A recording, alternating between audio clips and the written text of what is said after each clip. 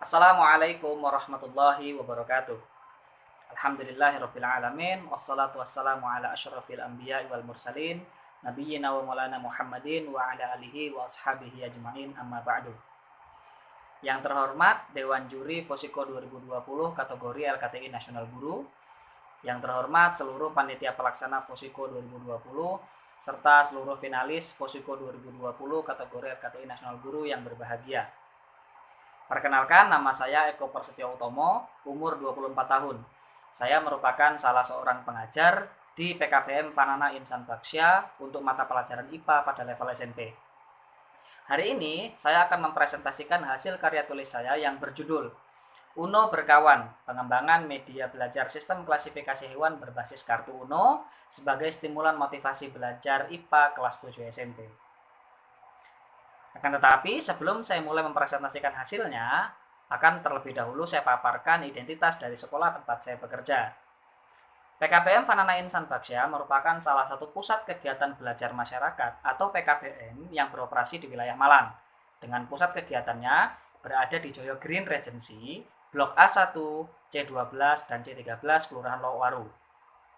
PKBM Fanana Insan Baksya sendiri telah berkecimpung dalam dunia pendidikan kemasyarakatan sejak tahun 2008 dengan nama populer yakni Sekolah Dolan. Program lulusan kami adalah paket A setara SD, paket B setara SMP, dan paket C setara SMA. Nah, mungkin sebagian dari kita ketika mendengar istilah pembelajaran paket, yang terbesit dalam pikiran adalah pembelajaran untuk orang dewasa atau bahkan yang sudah lanjut usia. Akan tetapi berbeda, dalam PKBM kami seluruh peserta didiknya merupakan anak-anak dengan usia yang sesuai pada jenjangnya dan juga memiliki kebutuhan belajar yang spesifik. Mulai dari berkebutuhan khusus, pembelajar lamban, hingga pembelajar yang sangat cepat, semua saling belajar bersama di PKBM kami.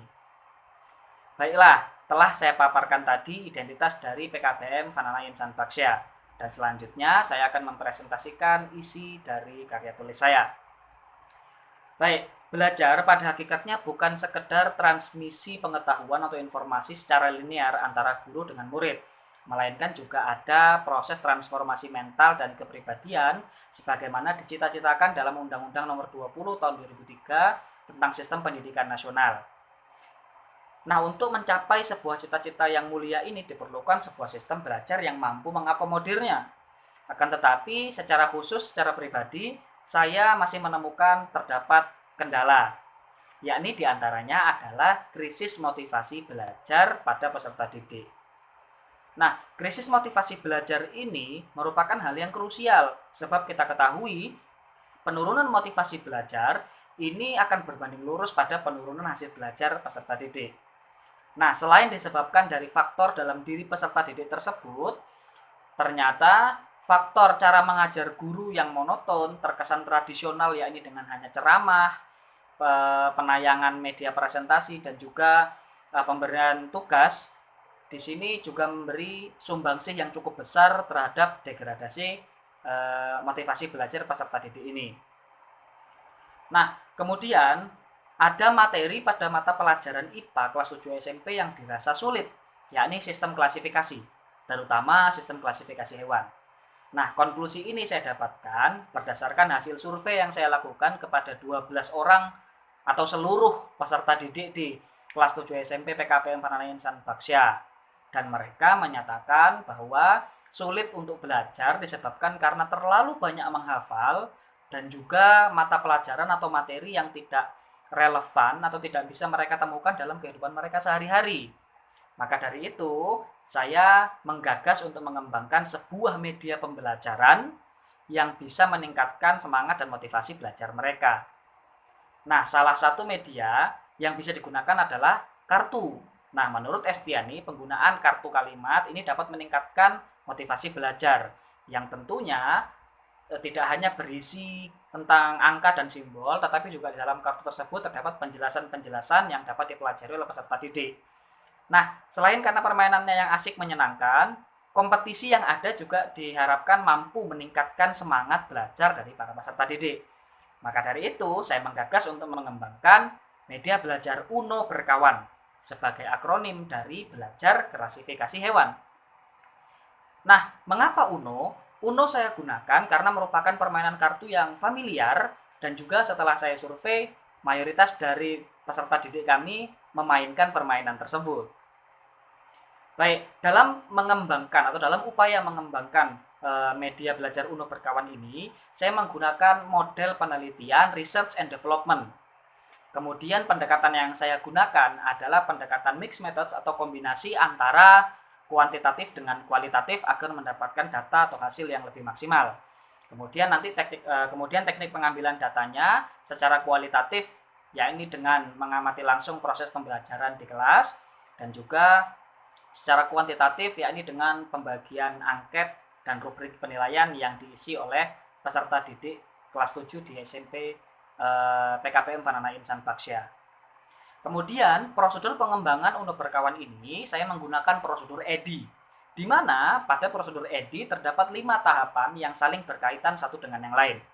Yang pertama adalah analyze, yakni tahapan analisis atau pencarian atau pengujian masalah yang akan menjadi rujukan utama dalam pengembangan produk. Kemudian yang kedua adalah tahapan design, yakni tahapan penggagasan ide sebagai bentuk solusi atas analisis masalah sebelumnya. Yang ketiga adalah tahapan develop atau pengembangan produk sebagai jawaban dari desain dan analyze sebelumnya.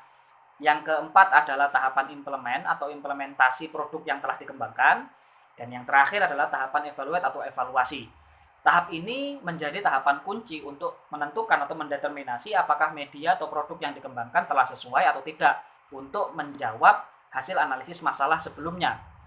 Nah, pada tahapan evaluasi ini atau tahap evaluate ini, saya menggunakan uji statistik paired sample t-test untuk mengetahui apakah terdapat perbedaan motivasi belajar peserta didik antara sebelum dan sesudah menggunakan media Uno Berkawan.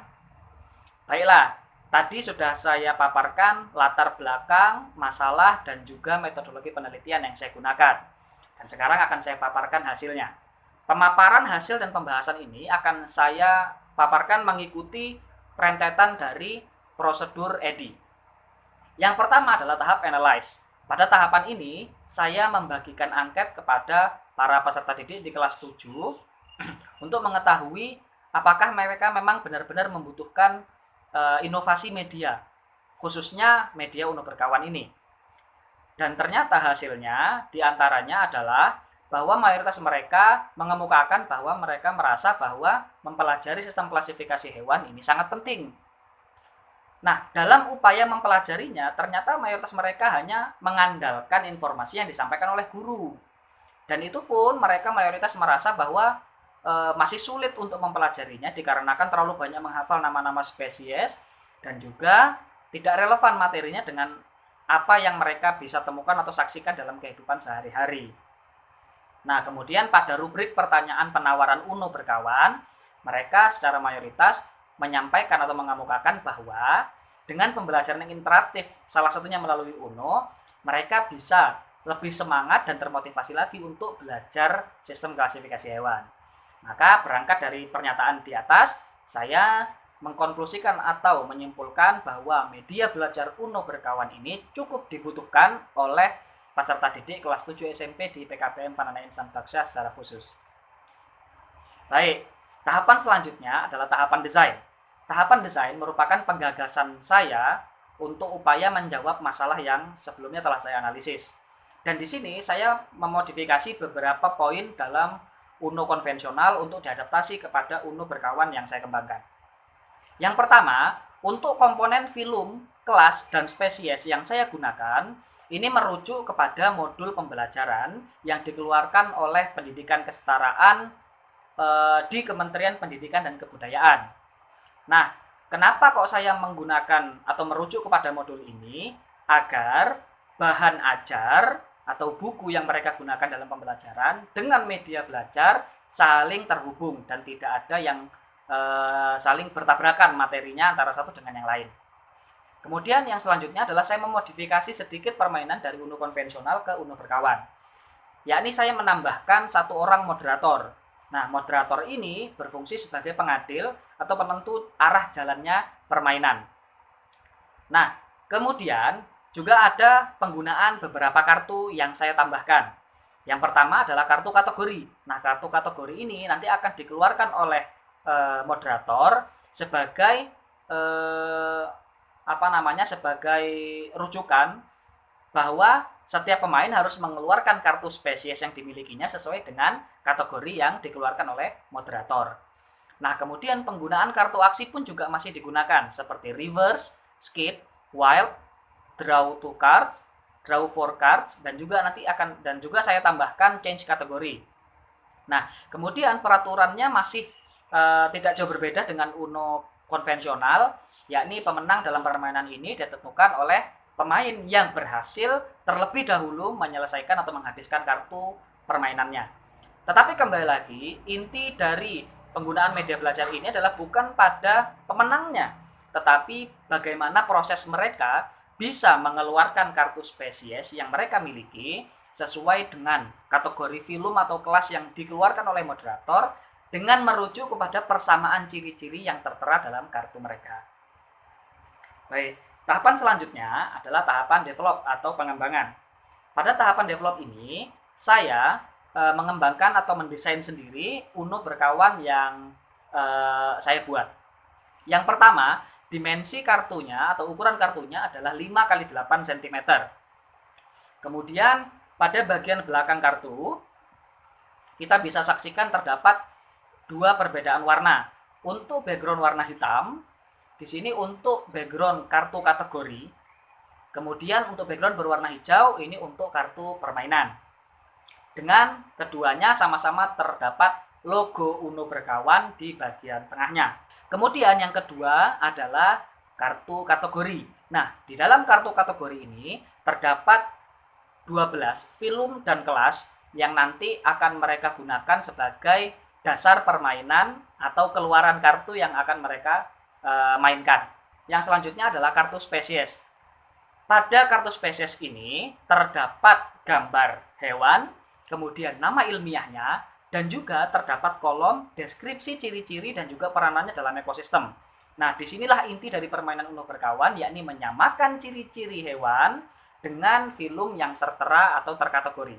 Baik, yang selanjutnya adalah kartu aksi. Untuk draw 2 card ini mewajibkan pemain selanjutnya untuk menarik 2 kartu ambilan. Kemudian draw 4 card mewajibkan pemain selanjutnya untuk menarik 4 kartu ambilan. Reverse card untuk mengubah arah permainan. Wild card untuk dapat dikeluarkan tanpa mengikuti kategori, dan juga pemain yang mengeluarkannya dapat mengusulkan kategori yang baru. Kemudian skip card untuk meloncati pemain setelahnya, dan change kategori untuk meminta pengadil atau moderator mengganti kategori permainan sebelumnya. Baik, kemudian untuk bagian package-nya, ini background-nya berwarna hijau dengan bagian depan bertuliskan Uno berkawan, dan juga pada bagian belakangnya di situ telah terpapar dengan jelas bagaimana instruksi atau cara bermain dari Uno berkawan ini. Baik, yang selanjutnya adalah tahap implement dan evaluate. Nah, dikarenakan pandemi COVID-19, maka pembelajaran tatap muka di PKBM kami tidak dilaksanakan. Maka dari itu, penelitian pengembangan Uno berkawan ini masih terhenti pada tahap develop saja. Akan tetapi, ini menjadi penyemangat bagi saya secara pribadi untuk mengembangkannya lebih lanjut ketika kondisinya telah kondusif. Nah, kemudian kesimpulan dari karya tulis ini adalah bahwa dibutuhkan media belajar yang interaktif dan menyenangkan untuk mampu meningkatkan motivasi belajar peserta didik, terutama pada materi sistem klasifikasi hewan. Dan Uno berkawan dapat menjadi salah satu solusinya. Akan tetapi disebabkan karena pandemi COVID ini kembali lagi, maka penulis atau saya tidak bisa melanjutkan atau belum bisa melanjutkan penelitian hingga selesai. Kemudian saran agar kedepannya model media seperti ini dapat dikembangkan untuk materi, mata pelajaran, dan tingkatan lain, agar didapatkan sebuah media yang holistik, komprehensif, dan relevan untuk meningkatkan kualitas hasil belajar mengajar. Baik, terima kasih. Demikianlah tadi telah saya paparkan isi dari karya tulis saya. Semoga dapat berkenan di hati para pendengar dan terkhususnya untuk Dewan Juri sekalian. Terima kasih saya ucapkan atas segala partisipasinya dari segala pihak. Baik, terima kasih. Billahi fi sabilil haq fastabiqul khairat. Assalamualaikum warahmatullahi wabarakatuh.